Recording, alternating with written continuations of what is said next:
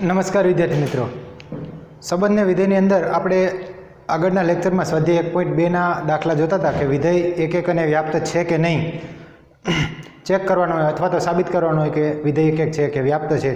તો આપણને ખ્યાલ છે કે જો f x થી y નું વિધેય હોય તો પ્રત્યેક x1 અને x2 belongs to capital X માટે f of x1 બરાબર f of x2 પરથી જો x1 બરાબર x2 થાય તો આ વિધેય જે છે કેવું છે તો કે એક એક છે. આ એના માટેની શરત છે. અને વ્યાપ્ત માટે આપણે વ્યાખ્યા જોઈ હતી કે પ્રત્યેક y belongs to capital Y માટે કોઈક પ્રત્યેક y બિલોંગ્સ ટુ y માટે કોઈક x belongs to capital X એવો મળે કે જેથી f of x બરાબર y થાય તો આ વિધેય જે છે એ વ્યાપ્ત છે એવું કહેવાય. અથવા તો આપણે બીજા શબ્દમાં કીધું હતું કે fનો વિસ્તાર વિધેયનો વિસ્તાર બરાબર જો સહપ્રદેશ થતો હોય તો એવા વિધેયને વ્યાપ્ત વિધેય કહેવાય. તો આના દાખલા જે છે એમાં આપણે આજે આગળ વધીએ તો આગળના લેક્ચરમાં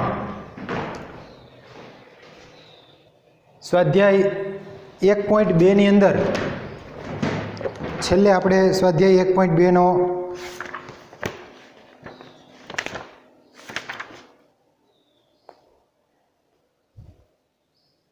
આઠમો દાખલો જોયો હતો. એના પછી 9મો દાખલો જોઈએ. ધારો કે f જે છે n થી n નું વિધેય છે અને f of n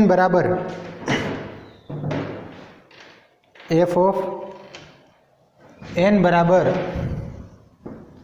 સ્વાધ્યાય 1.2 દાખલા નંબર 9 f વિધેય જે છે એ n થી n નું વિધેય છે અને f of n બરાબર બે અલગ અલગ વાત આપી છે કે જો n અયુગ્મ હોય તો f of n બરાબર n પ્લસ 1/2 અને જો n યુગ્મ હોય તો n/2 પ્રત્યેક n બિલોંગ્સ ટુ n માટેની વાત છે. આના દ્વારા વ્યાખ્યાયિત વિધેય જે છે એ એક એક છે કે નહીં અથવા વ્યાપ્ત છે કે નહીં તે નક્કી કરો. કે આપણને અહીંયા જે વિધેય આપેલું છે આ વિધેય એક એક છે કે નહીં અથવા વ્યાપ્ત છે કે નહીં આપણે નક્કી કરવાનું છે. પહેલાં વિધેય બરાબર સમજીએ આપણે પ્રશ્ન કે f n થી n એટલે n માંથી ઘટક લેવાના જવાબ શેમાં મળશે n માં. જો n અયુગ્મ હોય તો f of n બરાબર n પ્લસ 1/2 અને જો n યુગ્મ હોય તો એનો જવાબ છે n/2. તો આપણે આ વિધેય જે છે એ એક એક છે કે નહીં પહેલાં ચેક કરીએ. તો આપણે એક એક માટે વાત કરીએ કે એક એક માટે જો અયુગ્મ કિંમત એટલે 1, 3, 5 આ બધી કિંમતો અહીંયા લઈ શકાય. કે દાખલા તરીકે આપણે 1 લઈએ તો આનો જવાબ મળશે 1. જો અહીંયા 1 લઈએ એટલે 1+1/2 1+1 એટલે 2 2/2 એટલે જવાબ મળશે 1. n અયુગ્મ છે એટલે n યુગ્મ લઈએ કે 2 લઈએ તો 2/2 એટલે બંનેમાં જવાબ સરખો મળશે. તો આ વિધેય જોઈને ખબર પડી જાય કે એક એક નથી. જો ઉદાહરણ આવી રીતે આપી શકાય કે અહીં આપણે લઈ લઈએ કે 1 અને 2 બિલોંગ્સ ટુ n માટે f of 1 શું થાય? જો f of 1 એક કેવો છે? અયુગ્મ છે. તો આ વિધેય કામ કરશે એટલે n ની જગ્યાએ 1 મૂકી દો તો શું થાય? તો કે n + 1/2 1+1/2 1+1 એટલે 2 તો 2/2 બરાબર જવાબ મળશે 1. બીજી વાત કરી દઈએ તથા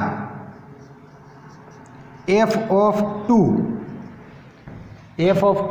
2 એટલે કેવી કિંમત થાય? યુગ્મ થાય. તો અહીંયા 2 મૂકીએ તો 2/2 અને 2/2 એટલે શું થાય? તો કે 1. તો અહીંયા એવું કહી શકાય કે માટે એફ ઓફ 1 બરાબર શું થયું? F of 2. એફ ઓફ 1 બરાબર એફ ઓફ 2, પરંતુ 1 નોટ ઇક્વલ ટુ 2, કે એફ ઓફ 1 અને એફ ઓફ 2 બંને બરાબર છે પણ 1 બરાબર 2 નથી. તો માટે આ વિધેય જે છે એ 1 1 નથી. માટે એવું કહી શકાય કે વિધેય 1 1 નથી. હવે બીજી વાત કરીએ કે વ્યાપ્ત માટેની વાત કરીએ તો વ્યાપ્ત માટે શું થાય? તો કે આ વિધેય માટે વ્યાપ્ત માટે જો અહીંયા આપણે સહપ્રદેશ જે છે એફ એન થી એનનું વિધેય છે તો એનો સહપ્રદેશ એન છે. આ સહપ્રદેશ છે. અહીંથી મારે વિસ્તાર મેળવવો છે તો વિસ્તાર મેળવવા માટે આપણે થોડીક કિંમતો લઈએ એટલે આપણે ખ્યાલ પડે. જો દાખલા તરીકે એન અયુગ્મ માટે હું વાત કરું કે એન અયુગ્મ માટે જવાબ કેવા મળે?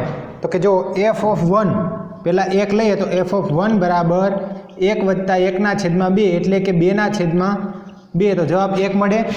ત્યારબાદ હું 3 લઉં, એફ ઓફ 3. મારે વિસ્તાર મેળવવો છે. વિસ્તાર મેળવવા માટે હું 2-3 કિંમતો લઉં છું.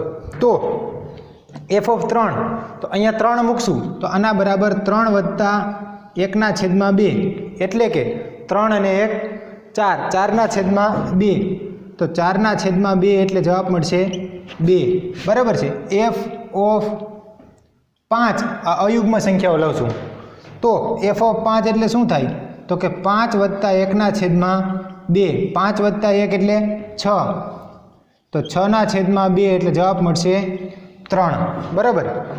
આ જ પ્રમાણે જો યુગ્મ માટે વાત કરીએ કે એન યુગ્મ હોય કે એન યુગ્મ માટે તો એફ ઓફ 2 એટલે કે જો 2 લઈએ એન બરાબર તો આ વિધેય કામ કરશે. એટલે 2 લઈએ તો 2/2 એટલે જવાબ કેટલો મળશે? 1. જો હું 4 લઉં બીજી યુગ્મ સંખ્યા કઈ તો કે 4, તો એફ ઓફ 4 બરાબર 4/2 એટલે જવાબ મળશે 2. જો 6 લઈએ તો એફ ઓફ 6 એટલે 6/2 તો જવાબ મળશે 3. આ પ્રમાણે આગળ ચાલશે. આ પણ આ પ્રમાણે આગળ ચાલશે. તો જો અહીંયા જવાબમાં શું મળે? 1 2 3 આગળ શું મળશે? 4 5 6 7 8 9 10 આગળ મળશે. તો માટે એનો અર્થ એવો થયો કે માટે એફનો વિસ્તાર બરાબર 1 2 3 4 અપ ટુ એટલે કે એન, એટલે કે શું થયું? એન. એફનો વિસ્તાર એન થયો. બીજી વાત કરી દઈએ અહીંયા સહપ્રદેશ શું છે? તો આપણને ખ્યાલ છે કે વિધેય માટે સહપ્રદેશ એફનો સહપ્રદેશ કોને કહેવાય? સહપ્રદેશ તો કે એફ વિધેય એ થી બી નું હોય તો ગણ બી ને એનો સહપ્રદેશ કહેવાય, વિધેયનો સહપ્રદેશ કહેવાય. તો વિધેય એન થી એન છે તો એન જે છે એ આનો સહપ્રદેશ છે. માટે એફનો સહપ્રદેશ બરાબર એન. તો એફનો વિસ્તાર પણ એન છે અને એફનો સહપ્રદેશ પણ એન છે. તો માટે શું કહી શકાય? તો કે એફનો વિસ્તાર બરાબર એફનો સહપ્રદેશ, કે સહપ્રદેશ અને વિસ્તાર બંને સમાન છે. માટે વિધેય એફ કેવું છે? વ્યાપ્ત છે. બરાબર. તો અહીંથી એવું કહી શકાય કે વિધેય જે છે 1 1 નથી પરંતુ કેવું છે? વ્યાપ્ત છે. તો ફાઇનલ જવાબ જો આપણે લખવો હોય તો આ પ્રમાણે લખી શકીએ કે આમ એફ 1 1 નથી પરંતુ વ્યાપ્ત છે. કે આ વિધેય જે છે એ વિધેય 1 1 નથી પરંતુ કેવું છે? વ્યાપ્ત છે. તો આ 9મો દાખલો છે. એના પછી આપણે આગળ વાત કરીએ તો સ્વાધ્યાયનો 10મો દાખલો, કે 10મો દાખલો જે છે એ આ પ્રમાણે છે કે ગણ આપેલો છે એમાં એ બરાબર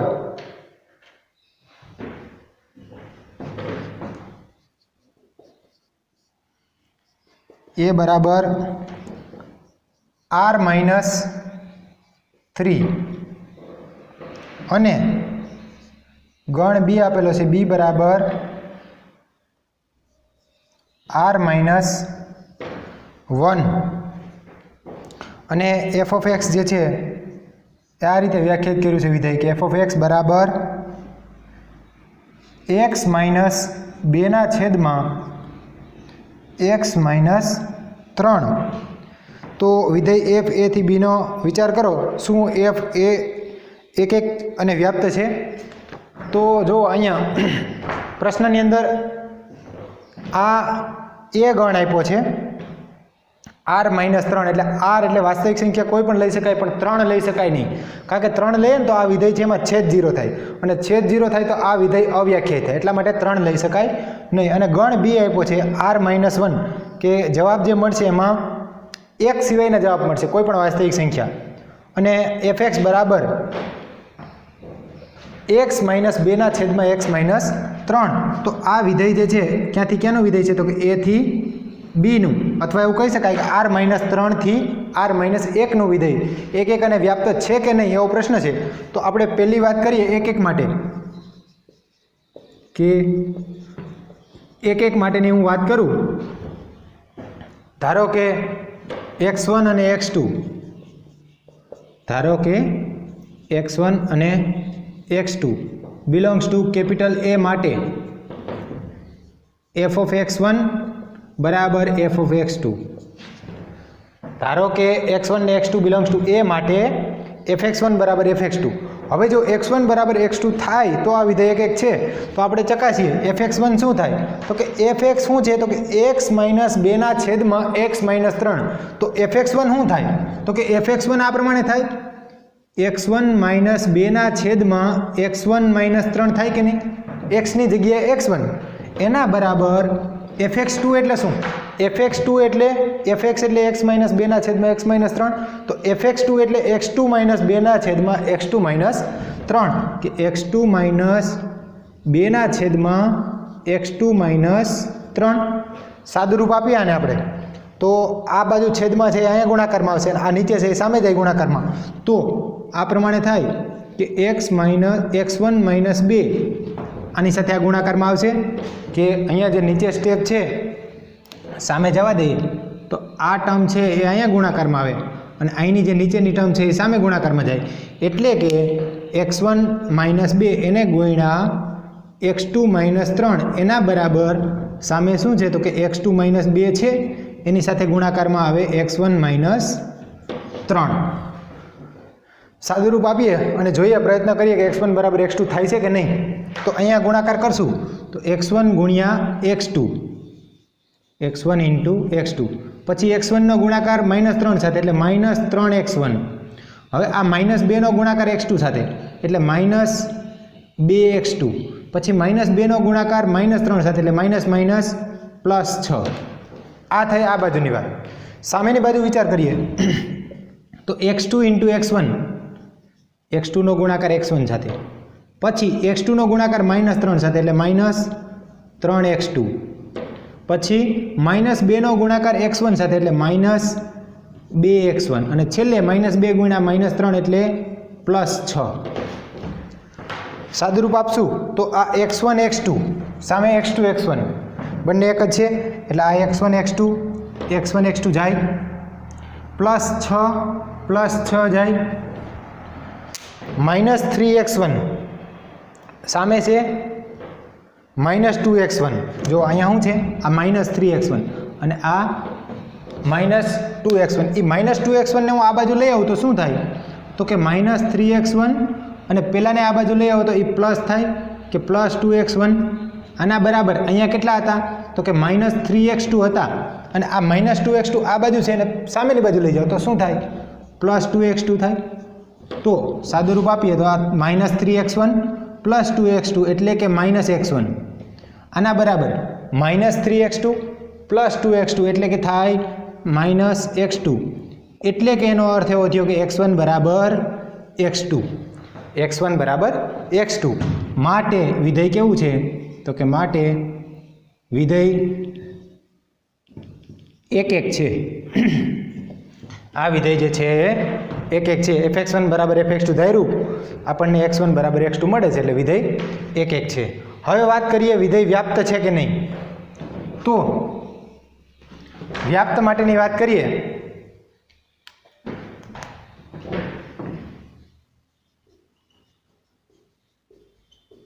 તો આપણને ખ્યાલ છે કે વ્યાપ્ત વિધેય ક્યારે થાય તો કે જો y belongs to capital Y માટે પ્રત્યેક y બિલોંગ્સ ટુ y માટે કોઈક x બિલોંગ્સ ટુ a એવો મળે કે જેથી fx બરાબર y થાય તો આપણે ધારીએ જો અહીં કે ધારો કે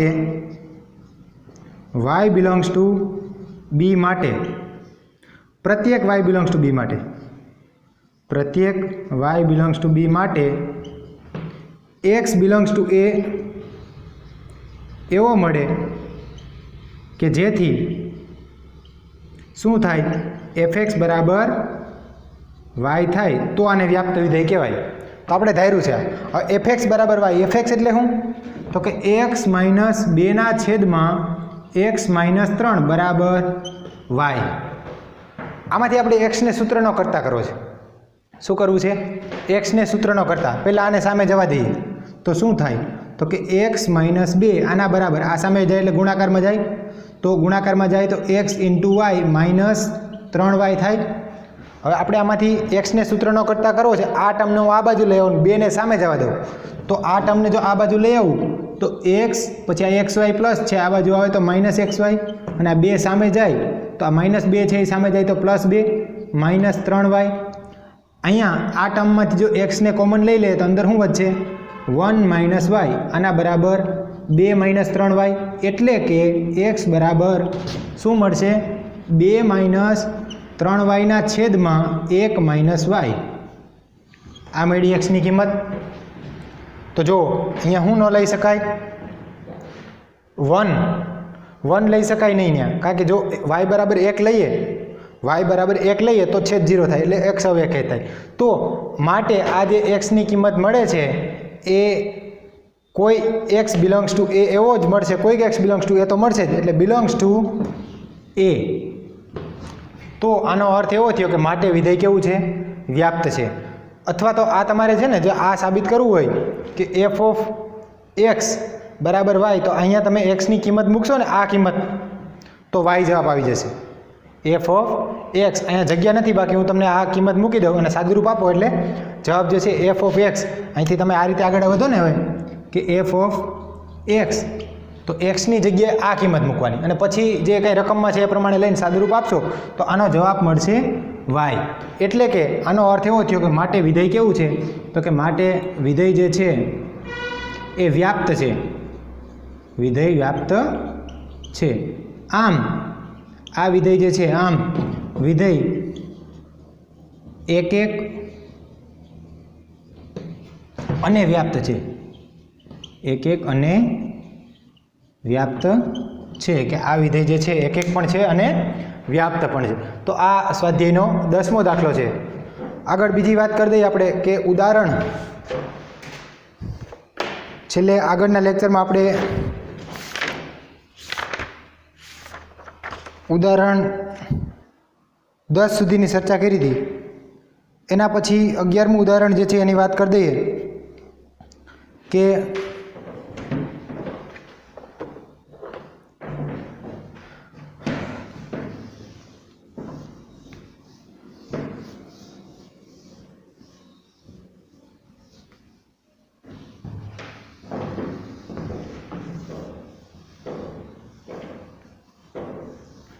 ઉદાહરણ નંબર 11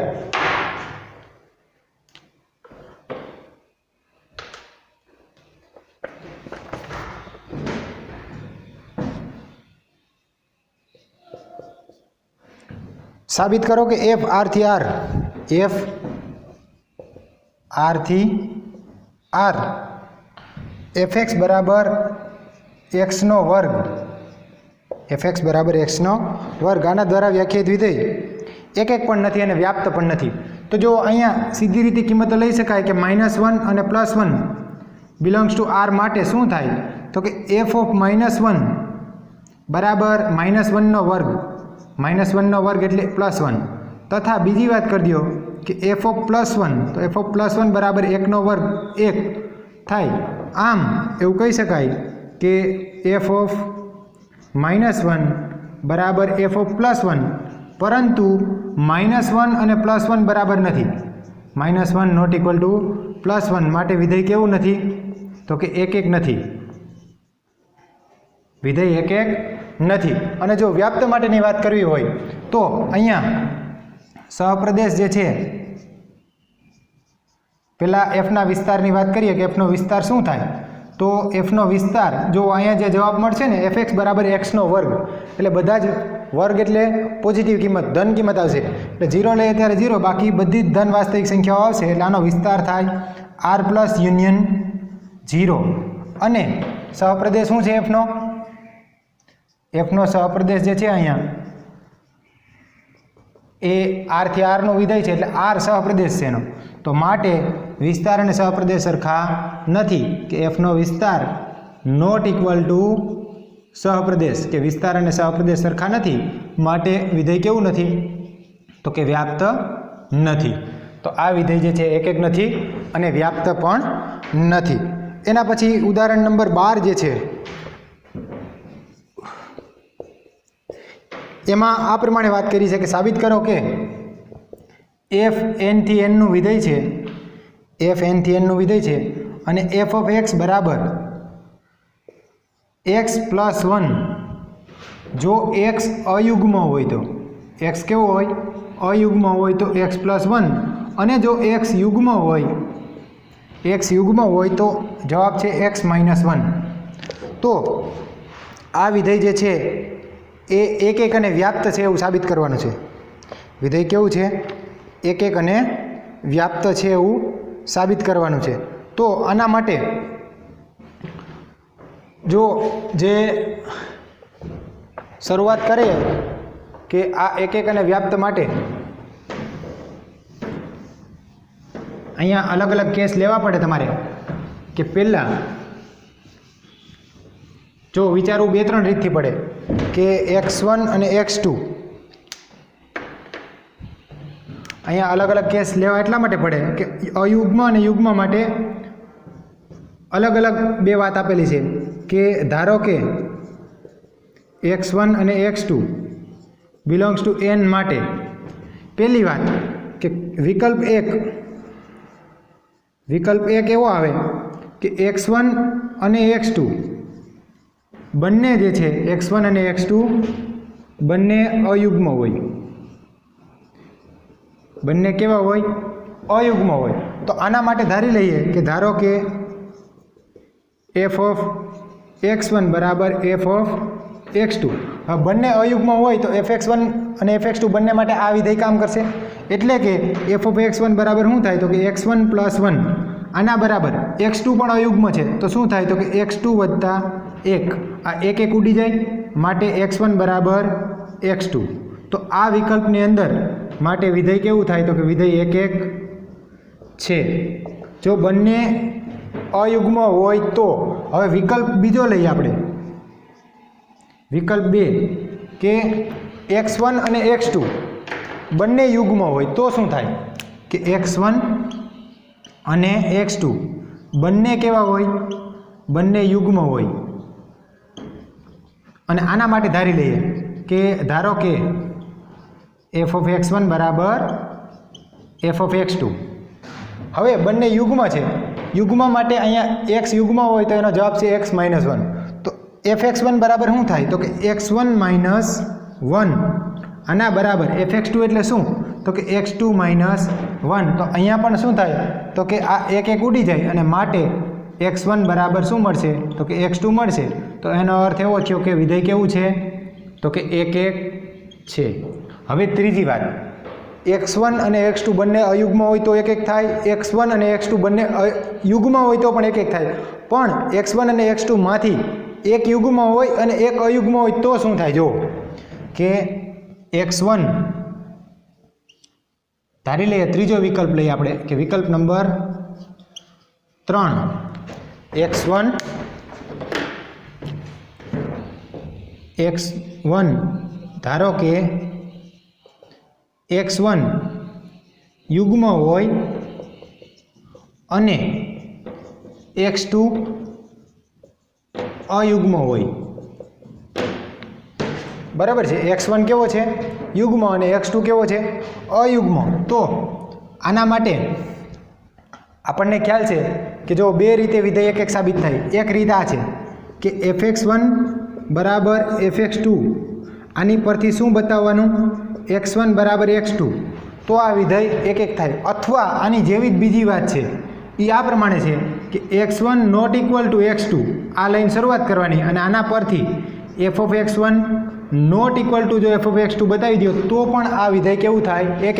એટલે આ અને આ બંને એક જ વાત છે. આ રીતથી પણ સાબિત કરી શકાય, આ રીતથી પણ સાબિત કરી શકાય. તો હું નીચેવાળી રીત વાપરું જો, કારણ કે x1 મેં યુગ્મ ધાર્યો છે અને x2 અયુગ્મ ધાર્યો છે. એનો અર્થ એવો થયો કે x1 અને x2 સમાન નથી, કારણ કે એક સંખ્યા કેવી છે? યુગ્મ છે અને બીજી સંખ્યા કેવી છે? અયુગ્મ છે. એટલે એ બંને ઇક્વલ નથી, બંને બરાબર નથી. હવે મારે સાબિત કરવું છે fx1 not equal two fx2, તો આ વિધેય એક થાય. તો જો x1 not equal two x2, હવે જુઓ અહીંયા x1 છે કેવો છે? યુગ્મ છે. x1 કેવો છે? x1 યુગ્મ હોવાથી મારે fx1 ની વાત કરવી છે કે x1 યુગ્મ છે. એનો અર્થ એવો થાય કે x1 માઇનસ 1, x1 ને મેં યુગ્મ લીધો છે એટલે x1 માઇનસ 1 કેવા થાય? અયુગ્મ થાય કે નહીં? અયુગ્મ થશે. શું કામ? યુગ્મ સંખ્યામાંથી એક બાદ કરો, 50માંથી એક બાદ કરો તો 49 અયુગ્મ થાય. 100માંથી એક બાદ કરો તો યુગ્મમાંથી એક બાદ કરો તો કેટલા થાય? 99. એટલે x1 યુગ્મ હોવાથી x1 માઇનસ 1 કેવા થાય? અયુગ્મ થાય. બરાબર છે. અને બીજી વાત કે x2, આપણે x2 કેવા છે? x2 અયુગ્મ છે. x2 અયુગ્મ છે. તો x2 અયુગ્મ હોવાથી x2 પ્લસ 1 એમાં એક ઉમેરો તો f કેવા થાય? યુગ્મ થાય કે નહીં? અયુગ્મમાં એક ઉમેરો છે કે 7 છે, 7માં એક ઉમેરો શું થાય? 8 યુગ્મ બને. અથવા 11 છે અયુગ્મ, એમાં એક ઉમેરો કેટલા થાય? 12. તો અહીંયા x2 પ્લસ 1 યુગ્મ થશે. જો આવું શું કામ કર્યું મેં? કારણ કે x1 જે છે યુગ્મ છે, તો x1 જે છે યુગ્મ છે તો fx1 શું થાય? x1 minus 1. આ ખરેખર છે કે મેં જે x1 માઇનસ 1 આવું શું કામ લખ્યું છે કે આ x1 માઇનસ 1 છે શું થઈ ગયું? f ઓફ x1 થઈ ગયું. અને આ x2 પ્લસ 1, x2 જે છે અયુગ્મ છે તો x2 પ્લસ 1 શું થઈ ગયું? તો કે આ f ઓફ x2 થઈ ગયું.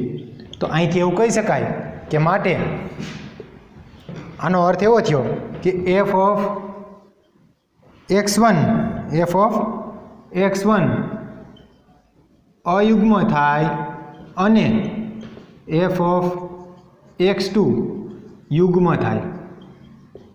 fx1 અયુગ્મ થાય અને fx2 યુગ્મ થાય. માટે f of x1 not equal to f of x2. કે અહીંયા પહેલા કેસમાં વિધેય એક છે, બીજામાં પણ એક છે અને ત્રીજામાં x1 not equal two x2 ધાર્યું આપણે અને જવાબ મળે છે fx1 not equal two fx2. માટે વિધેય કેવું છે? તો કે માટે વિધેય એક છે. તો આ ત્રણ અલગ અલગ વિકલ્પ લઈ અને આને સાબિત કરી શકાય. હવે આપણે વાત એક માત્ર બાકી રહી કઈ? વ્યાપ્તની.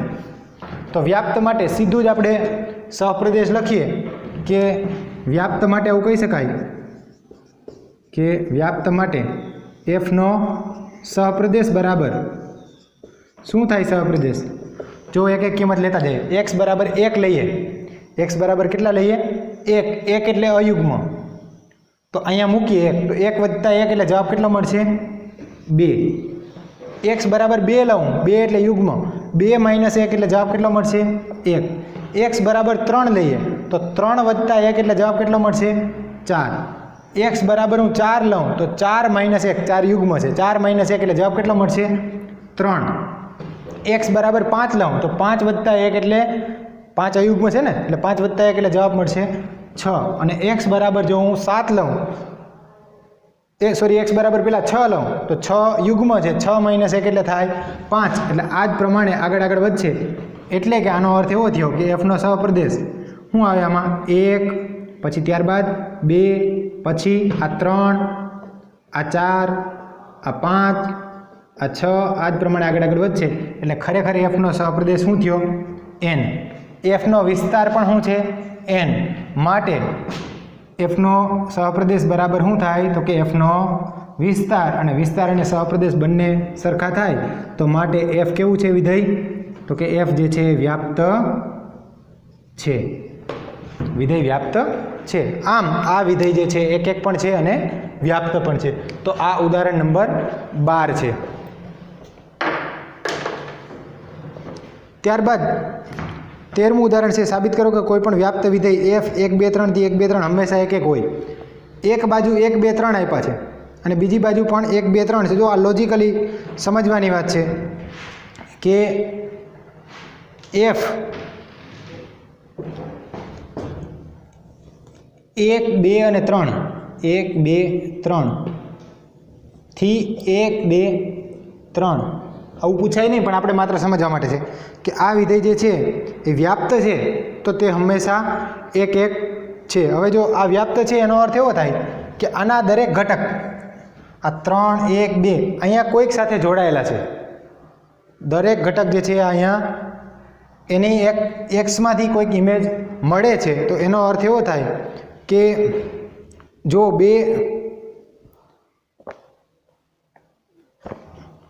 અહીંયા એવું કીધું છે કે ધારો કે એની ઊંધી રીતથી સાબિત કર્યું કે ધારો કે પહેલાં એક એક નથી એવું લઈને સાબિત કર્યું છે, પણ હંમેશા વિધેય જે છે એ વ્યાપ્ત હોય તો આના ત્રણે ત્રણ ઘટકો જે છે એ અહીંયા જોડાયેલા હોય. બરાબર. હવે જો એની એવું ધાર્યું પહેલાં કે ધારો કે એક એક નથી, જેમાં સહપ્રદેશમાં એના એ જ મળે એવા 1 અને 2 ઘટકો પ્રદેશમાં મળે છે. વળી 3નું અંતર્ગત પ્રતિબિંબ એક ઘટક હોઈ શકે, તેથી વિસ્તારમાં ગણમાં વધુમાં વધુ સહપ્રદેશ જે છે એમાં 1 2 અને 3 એમાં 2 ઘટકો હોઈ શકે. આ દર્શાવે છે કે એફ વ્યાપ્ત નથી. એફને ટૂંકમાં વ્યાપ્ત કરવા જાવ ને અહીંથી તો ઓટોમેટિક એક એક થઈ જાય. એટલે આ પ્રમાણે જ્યારે 1 2 3 થી 1 2 3 છે એ વ્યાપ્ત હોય તો એક એક થાય અને એક એક હોય તો વ્યાપ્ત થાય. એટલે ઉદાહરણ 13 અને 14 છે એ આમ પૂછાય નહીં, પણ માત્ર જે છે એ સમજવા માટે છે કે એક એક હોય તો વિધેય વ્યાપ્ત થાય અને વિધેય વ્યાપ્ત હોય તો એક એક થાય. પણ ક્યારે પ્રદેશ અને સહપ્રદેશ બંને સરખા હોય, જો એક એક છે એવું કીધું હોય તો વ્યાપ્ત થાય, અને જો વ્યાપ્ત છે એવું કીધું હોય તો એક એક થાય. એટલે આજે આપણે સ્વાધ્યાય 1.2ના દાખલા નંબર 9 અને 10 જોયા. હવે આપણે સ્વાધ્યાય 1.2માં 2 MCQ બાકી છે, 11 અને 12, અને એક પહેલો દાખલો બાકી છે. અને ઉદાહરણ જે છે આ 11 અને 12 તમારે હોમવર્કમાં કરી લેવાના છે. આવતા આગળના લેક્ચરની અંદર આ બાકીના 3 દાખલા જે છે આપણે પૂરા કરશું. આજે અહીંયા સુધી રાખશું. ધન્યવાદ.